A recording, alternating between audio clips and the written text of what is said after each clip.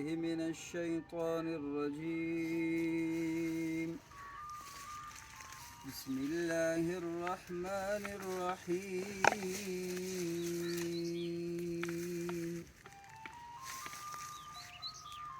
ما كان على النبي من حرج فيما فرض الله له، سنة الله في الذين خلوا من قبل، وكان أمر الله قدرا مقدورا. الذين يبلغون رسالات الله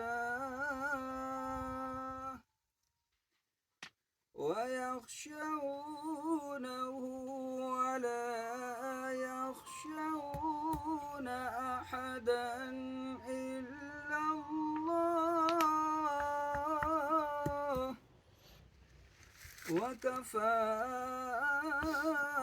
بالله حسيبا،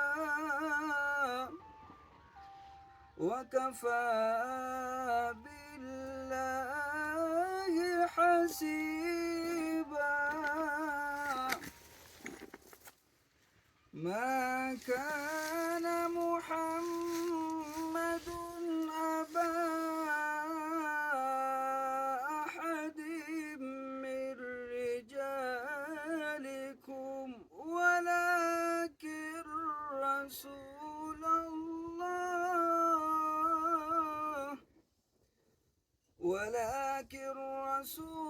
الله وخاتم النبيين،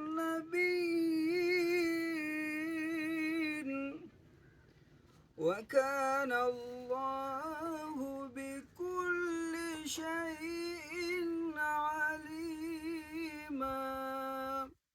سبحان ربك رب العزة عما يصفون، وسلام على المرسلين والحمد لله رب العالمين.